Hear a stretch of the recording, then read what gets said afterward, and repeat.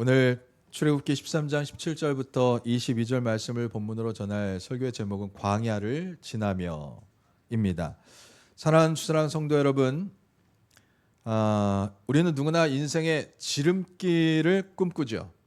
공부를 하면 한 번의 시험에 통과하기를 바라고, 사업을 하면 빨리 수익이 나기를 바라고, 또 자녀들을 키울 때는 속썩이지 않고 곧바로 곧게 자라주기를 바랍니다. 그런데 실제 우리의 인생은 어떻습니까? 예상치 못한 질병을 얻기도 하고요. 또 경제적인 어려움을 당하기도 하고요. 또 믿었던 사람들에게 배신을 당하기도 합니다. 또 아무리 기도해도 응답되지 않는 긴 침묵의 시간을 보낼 때도 있어요. 이럴 때 우리는 마치 광야에 혼자 버려진 것 같은 그런 느낌이 들 때가 있어요. 여러분, 광야는요 매우 척박한 땅입니다. 낮에는 타 죽을 듯한 더위가 있고요, 밤에는 뼈를 깎는 추위가 닥칩니다. 먹을 것도 마실 물도 없어요. 쉴 곳도 없어요. 내가 어디로 가야 할지 이정표도 없습니다. 길도 없습니다.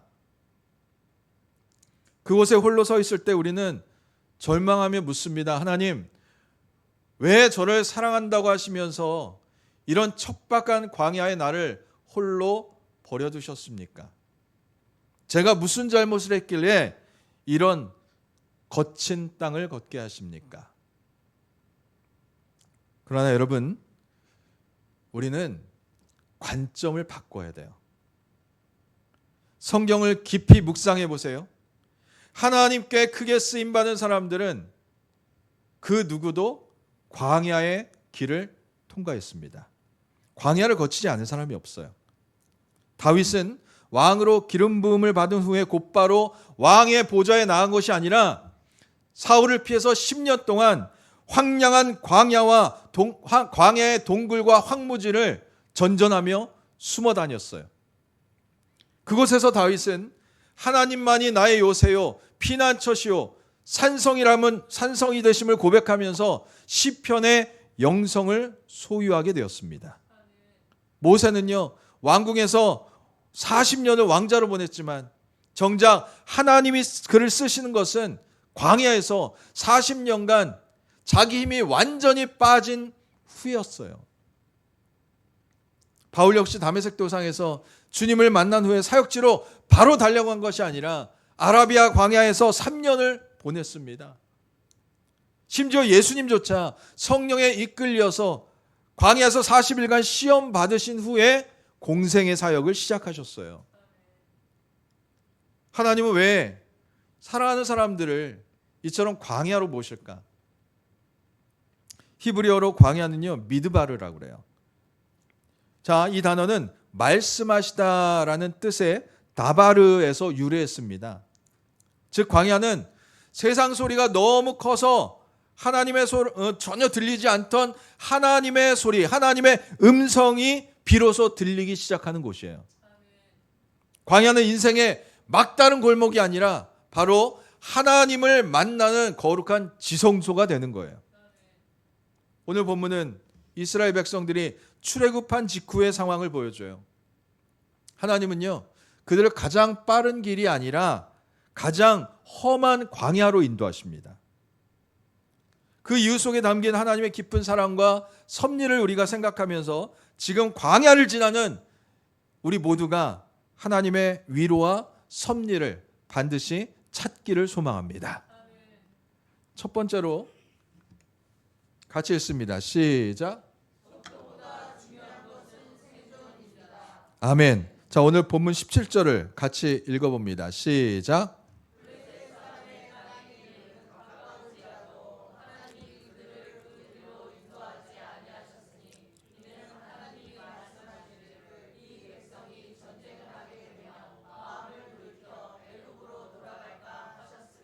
아멘. 자, 당시 애굽에서 하나님이 말씀하신 가나안 땅으로 가는 가장 빠른 길은요 지중해 해변가를 통과하는 길이에요. 여기는 당시 무역 상인들이 왕래하는 중심 그 지였기 때문에 장정의 걸음으로 한 열흘이면은 가나안 땅 갈 수 있어요. 자, 그런데 하나님은 이 짧은 열흘의 지름길을 놔두시고 밑으로 홍해를 건너서 아주 거친 광야 길로 돌아서 인도하세요. 왜 그러셨을까?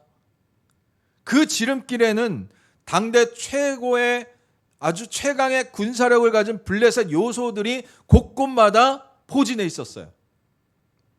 방금 노예 생활에서 출애굽한 이스라엘 백성들은 무기도 없고 또 훈련도 되지 않은 그런 졸병들이었어요. 만약 그 길로 갔다면 어떻게 되었을까?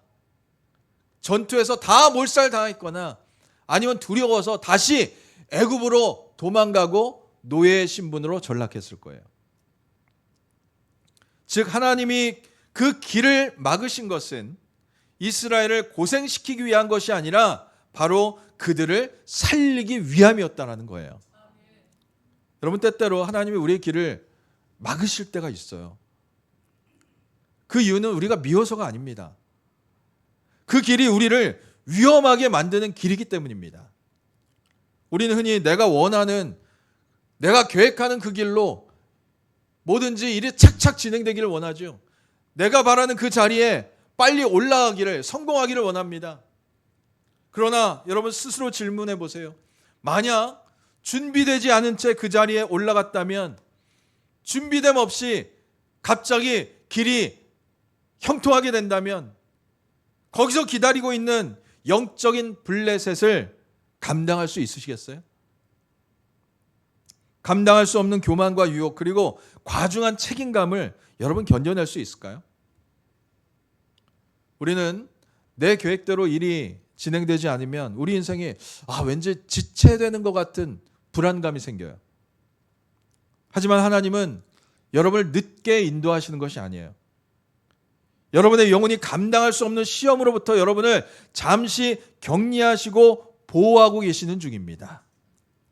내 눈에 보이는 지름길보다 나를 가장 잘 아시는 하나님의 돌아가는 길이 훨씬 더 안전한 줄 믿으시기를 바랍니다. 내 뜻대로 되지 않고 길이 막히거나 답답한 일이 생기면 우리는 이렇게 기도해야 돼요. 하나님, 내가 보지 못하는 위험으로부터 나를 보호하시고 또 이 길을 잠시 막으셨음을 믿습니다. 속도보다 나를 지키시고 나를 보호하시기 원하시는 하나님의 사랑을 신뢰합니다. 이런 믿음의 고백이 있을 때 광야는 더 이상 방황의 땅이 아니라 하나님의 세밀한 보호를 경험하는 은혜의 자리가 될 줄 믿습니다. 둘째로 함께 했습니다. 시작. 아멘. 하나님의 관심은 이스라엘 백성들이 얼마나 빨리 들어가느냐 있지 않았어요. 그 땅을 주신 하나님의 뜻에 맞게 살아가게 되는 하나님의 자녀로 거듭나는 것이 하나님에게는 더 중요한 문제였어요. 그래서 광야는 단순히 거쳐가는 것이 아니라 하나님의 사람으로 빚어지는 거대한 영적인 훈련소가 되는 거예요. 우리는 흔히 무엇을 얻느냐 이런 소유에 집착을 하거든요. 근데 하나님은 우리가 무엇을 가졌느냐보다 우리가 어떠한 사람으로 살아가느냐 존재에 관심을 더 두십니다. 가나안 땅은요, 단순히 차지하기만 하면 되는 땅이 아니에요. 거기 가서 하나님의 통치가 이루어져야 할 거룩한 땅이기 때문에 그 땅을 다스릴 사람이 거룩하게 준비되지 않으면 가나안은 그저 또 다른 타락한 애굽으로 전락할 수밖에 없어요. 이것이 오늘날 우리에게 주는 교훈입니다. 여러분, 우리는 하나님께 늘 하나님 이거 해달라고, 저거 소유하게 해달라고 그렇게 기도하죠. 근데 하나님은 그럼 우리에게 이렇게 물으십니다. 사랑하는 아무개야, 너는 그것을 누리고 다스릴 준비가 되어 있니? 여러분 주변 보세요. 아무리 큰 부를 얻은 사람도, 대단한 재산을 얻은 사람도 순식간에 망하는 것을 봅니다. 왜 그렇습니까? 그 재물을 다스릴, 선하게 사용할 준비가 안 된 거예요. 갑자기 명성을 얻고 인기를 얻은 사람들이 왜 순식간에 추락을 합니까? 인기는 얻었지만 그 비난과 유혹을 견딜 내면에 근육이 없기 때문이에요. 준비되지 않은 상태에서 받은 축복은요, 축복이 아니라 오히려 독이 될 수 있어요. 그러므로 지금 여러분이 겪고 있는 이 기다림의 시간은 하나님의 거절이 아니라 여러분의 그릇을 넓히시기 위한 축복의 시간임을 믿으시기를 바랍니다. 그러니 우리는 기도할 때 환경을 바꿔달라고, 이거 달라고, 저거 달라고 자꾸 달라 외치는 것이 아니라 주님이 주실 축복을 온전히 담아낼 수 있는 깊고 넓은 그릇으로 저를 빚어주시옵소서. 이렇게 기도할 수 있어야 돼요. 세 번째로 우리 같이 읽습니다. 시작. 자, 또 하나의 광야의 목적은요, 우리 안에 깊이 박혀 있는 그런 애굽의 습성, 잘못된 체질을 개선하는 시간이에요. 이스라엘 백성들의 몸은요, 이미 출애굽해서 자유의 신분이 되었지만 그들은 정신과 가치관, 그런 습성은 여전히 애굽의 종노릇할 때 머물러 있어요. 그래서 조금만 힘들어도 차라리 애굽에 있을 때가 좋았다, 거기서 고기 먹을 때가 좋았다 라고 탄식하며 애굽의 노예 시절을, 그 과거를 그리워하고 있다니까요. 이것이 바로 우리를 과거에 묶어두는 아주 무서운 노예 근성입니다. 이 노예 근성을 버리고 거룩한 시민으로 거듭나기 위해서 하나님은 우리를 영적인 디톡스의 과정으로 인도하고 계시는 거예요. 우리가 몸의 체질을 개선하려고 할 때 우선적으로 하는 것은요, 우리 몸속에 있는 노폐물 그리고 독성들을 먼저 다 빼내야 돼요. 아무리 좋은 보약을 먹어도 우리 장내에 독소가 가득하면 그 영양분이 제대로 흡수가 되지 않습니다.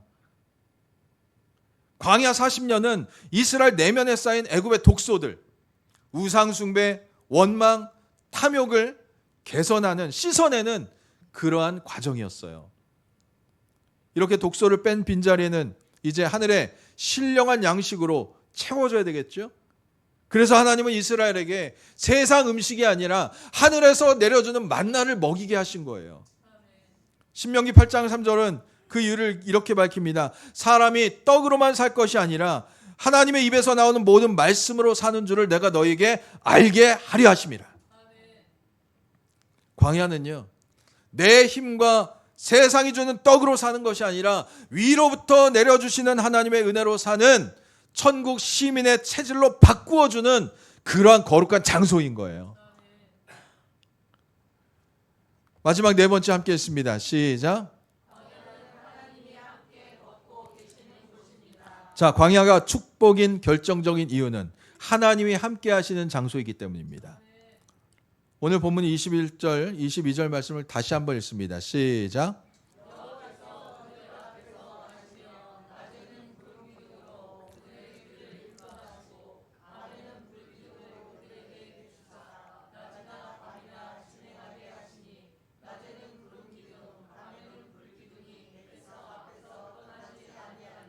아멘. 여러분, 이스라엘이 원망할 때도, 심지어 금송아지를 만들 때에도 구름 기둥과 불 기둥은 떠나지 않았어요. 광야는 우리가 하나님을 붙잡는 것이 아니라 하나님이 우리를 얼마나 강력하게 붙잡고 계시는지를 확인하는 곳이에요. 광야에서는 내가 길을 찾을 필요도 없고 또 길을 만들 필요도 없습니다. 뭐만 따라가면 됩니까?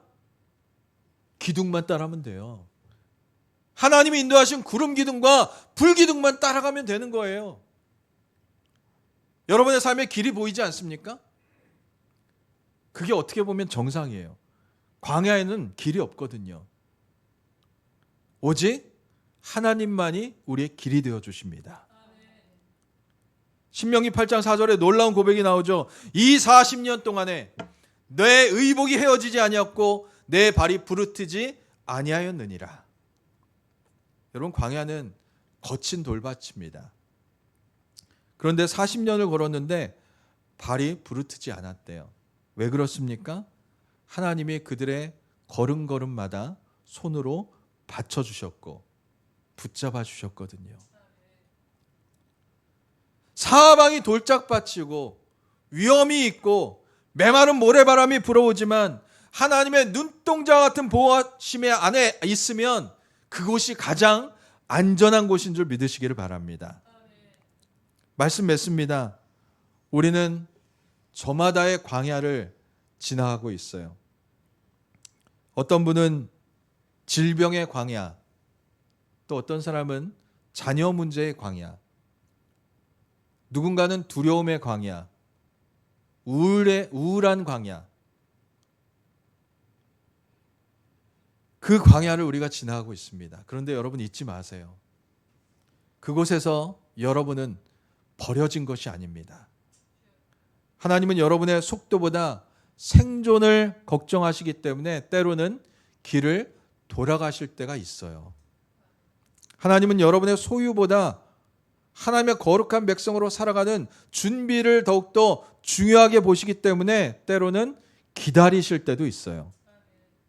하나님이 여러분의 옛 습성을 버리고 천국 시민의 체질로 만드시려고 하늘의 만나를 먹이고 계십니다. 지금 발바닥이 아프고 또 목이 마르십니까? 두려우십니까? 광야길에서 번아웃 되셨습니까? 구름 기둥 아래로 더 깊이 들어가시길 바랍니다. 내 힘을 빼고 주님의 손을 붙잡으세요. 세상의 떡을 구하는 기도보다 하나님의 말씀이 이루어지기를 구하는 기도를 하세요. 40년 동안 이스라엘의 신발 하나 헤어지지 않게 하시는 그 세밀한 사랑과 돌보심이 오늘 여러분의 삶을 지키고 계심을 믿으시기를 바랍니다. 이 광야를 지나고 나면 그 끝에선 우리가 이전보다 더욱더 단단하고 아름답고 거룩한 하나님의 사람으로 거듭나 있을 것입니다. 이번 한 주간 광야의 결핍을 불평하기보다는 그곳에서만 들을 수 있는 하나님의 세밀한 음성의 귀를 들으시고 하나님의 말씀이 들려지고 또 하나님의 인도하심을 따라 우리가 광야를 안전하게 지나가고 마침내 가나안 땅의 영광을 누리는 축복의 주인공들이 다 될 수 있기를 주님의 이름으로 간절히 축원드립니다. 기도합니다. 살아계신 하나님, 우리 인생의 광야가 우리를 버리신 곳이 아니라 하나님의 사람으로 빚어가시는 축복의 장소임을 깨닫게 하시니 감사를 드립니다. 때로 멀리 돌아가게 하시는 하나님의 섭리 앞에 원망했던 우리의 연약함을, 무지함을 용서하여 주시옵소서. 인생의 결핍과 아픔으로 광야를 지나는 성도들을 붙잡아 주시고 40년 동안 옷이 헤어지지 않게 하신 그 세밀한 손길로 보호하여 주시옵소서. 내 인생의 독소들은 빠지고 하늘의 은혜와 은사로 채워져서 마침내 이 광야 끝에서는 정금 같은 믿음의 사람으로 우뚝 서게 하여 주시옵소서. 우리의 유일한 길과 소망 진리 되시는 예수 그리스도의 이름으로 간절히 기도드립니다. 아멘.